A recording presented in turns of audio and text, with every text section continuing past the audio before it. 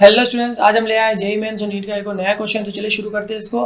लिखा हुआ है projectile is fired from the origin with a velocity v0 at an angle theta with the x axis. The speed of the projectile at an altitude h is. हमसे ये कहा गया है कि वैसे अब आप ये बताओ कि जब हमारे पास एक कोई बॉडी थी, उसको हमने थीटा एंगल पे प्रोजेक्टाइल किया, लाइक इधर, तो यहाँ पर इस हाइट पर यानी कि बीच में मैक्सिमम हाइट पर पहुंचने पर जाहिर सी बात है आपका जो एल्टीट्यूड h कब होगा, मैक्सिमम हाइट पर ही हुआ, तभी हम निकाल सकते हैं। उस पर उसकी स्पीड कितनी थी ऑब्जेक्ट की, हमें वो निकालनी है।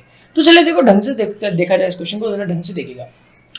अगर आपको टाइम ऑफ फ्लाइट के बारे में पता हो, टाइम ऑफ फ्लाइट के बारे में, तो टाइम ऑफ फ्लाइट में हम क्या करते थे कि पहला ऑब्जेक्ट ऊपर तक जाता है, फिर उसके बाद मैक्सिमम हाइट तक पहुंचता है, फिर उसके बाद वापस नीचे की तरफ आना शुरू करता है। तब हम यहाँ पर टाइम ऑफ फ्लाइट को क्या करते हैं, 2 से मल्टीप्लाई करते थे। कहते थे पहले यहाँ तक का टाइम, फिर उसके बाद यहाँ तक का टाइम, जितने टाइम ऑब्जेक्ट हवा में रहा, हम यही बात किया करते थे। अच्छा, तो अब अगर हम यहाँ पर इस प्रॉब्लम को सॉल्व करना चाहते हैं तो हमें कुछ नहीं करना, हम यहाँ पर सीधा कहेंगे एनर्जी कंजर्वेशन का लॉ लगाएंगे। हम कहेंगे initial energy equals to final energy, और यहाँ से हम आराम से निकाल लेंगे। देखिए, जब मैं इनिशियल एनर्जी निकाल रहा हूँ, इनिशियल एनर्जी को अगर मैं निकालूंगा तो मेरा क्या आएगा, ui प्लस के आई। अच्छा, मेरा ui की इनिशियल कितना होगा, इनिशियली तो मेरा पोटेंशियल एनर्जी 0 होगी, लेकिन मेरी जो काइनेटिक एनर्जी होगी वो कितनी होगी, 1/2 mu²। जाहिर सी बात है, जब मेरा ऑब्जेक्ट, हर किसी भी ऑब्जेक्ट की इनिशियल पोटेंशियल एनर्जी कितनी होती है, 0 होती है। अगर वो रेस्ट पे हो तो हमारा ऑब्जेक्ट अभी यहाँ रेस्ट पे था, इसलिए उसने कोई हाइट तय नहीं की थी, कोई हाइट तय नहीं की, इसलिए उसकी पोटेंशियल एनर्जी 0 होगी। और शुरू में हर ऑब्जेक्ट का हमने कहा था क्या भाई, हम ये कहते हैं कि इसके जो एंगल होता है वो कितना होता है, थीटा एंगल पे होता है, और उसकी प्रोजेक्टाइल मोशन कितनी होती है, 0 पे। तो u बराबर हमने क्या लिया, 0 लिया। ठीक है, ध्यान रखिएगा मैंने यहाँ पर कंपोनेंट्स में डिवाइड नहीं किया। अगर किसी के दिल में ये सवाल आ रहा है हमने यहाँ पर वेलोसिटी के कंपोनेंट क्यों नहीं लिए, तो उसका आंसर मैं क्वेश्चन के लास्ट में आपको बताऊंगा कि मैंने वेलोसिटी के कंपोनेंट यहाँ पर क्यों नहीं लिए। तो फिलहाल के लिए आपको बस इतना याद रखना कि जो इनिशियल वेलोसिटी है वो कितनी है, 0 है, हमने यहाँ पर ये लिया।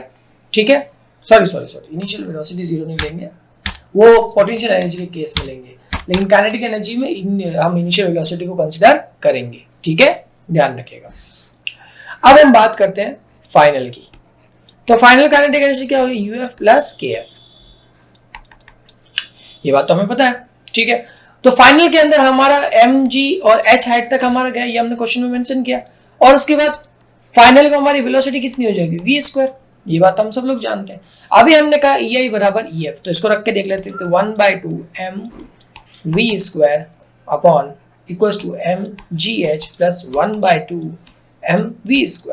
अच्छा, अगर मैं इसको सॉल्व करूंगा, सॉरी u² है, अगर मैं इसको ढंग से सॉल्व करूंगा तो अगर देखिए हम इसे पूरी इक्वेशन को 2 से मल्टीप्लाई करते तो हमारे पास इक्वेशन बनती है mu² 2mgh प्लस mv²।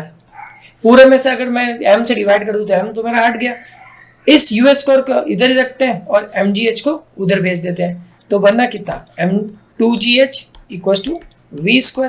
देखिए m से m कट गया। अब अगर इसका रूट लूं तो मैं क्या बनेगा, u² माइनस 2gh। और हमसे क्वेश्चन में क्या गया है कि ओरिजिन से v0 वेलोसिटी से फेंका गया है, तो v0 वेलोसिटी यानी कि जब शुरुआत की वेलोसिटी कितनी है, v0, तो u की जगह हम क्या रख देंगे, v0।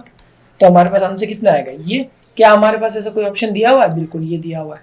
अब आप मुझसे बात करना चाहते हैं इसके बारे में, हम बात करेंगे अब कि हमने यहाँ पर इसको कंपोनेंट में डिवाइड क्यों नहीं किया, इनिशियल को, जो हमारे इनिशियल वेलोसिटी थी हम उसको कंपोनेंट में डिवाइड करते हैं। देखिए फ्रेंड्स, एनर्जी कंजर्वेशन के अंदर जब मैं बात करूंगा तो मैं सिर्फ इनिशियल और फाइनल वेलोसिटी के बारे में बात करूंगा, उनके कंपोनेंट्स के ऊपर बात नहीं करूंगा। हाँ, अगर आप इनके कंपोनेंट से सॉल्व करना चाहते हैं तो इसके लिए आप कर सकते हैं आराम से, लेकिन आपको बहुत ज्यादा लेंदी मेथड इस्तेमाल करना पड़ेगा। पहले आपको इक्वेशन, न्यूटन की थर्ड इक्वेशन लगानी पड़ेगी, फिर उसके बाद इसको चेंज करना पड़ेगा, तो ये थोड़ा बहुत ज्यादा लेंदी हो जाता है। इसलिए हम क्या करते हैं, सीधा एनर्जी कंजर्वेशन का फॉर्मूला लगाते हैं और हम ये कहते हैं कि हम इससे डायरेक्ट आंसर एक्वायर कर सकते हैं। कैसे, आप सीधा फॉर्मूला लगाइए एनर्जी कंजर्वेशन का, ui प्लस के आई। इनिशियल एनर्जी, इनिशियल वेलोसिटी हमको दे रखी है, देखिए यहाँ पर कितनी देखिए, v0। इसका मतलब है यहाँ पर इसको कंपोनेंट में तोड़ने से कोई मतलब नहीं, आप डायरेक्ट इनिशियली अप्लाई कर सकते हो। तो ये चीजें आपको थोड़ा ध्यान रखनी क्वेश्चन को सॉल्व करते वक्त, ताकि आपका क्वेश्चन इजी से हो जाए। तो ठीक है दोस्तों, हमने क्वेश्चन सॉल्व कर लिया। मिलता है हमारे नेक्स्ट वीडियो में। सब्सक्राइब करें, लाइक करें, शेयर करना ना भूलें।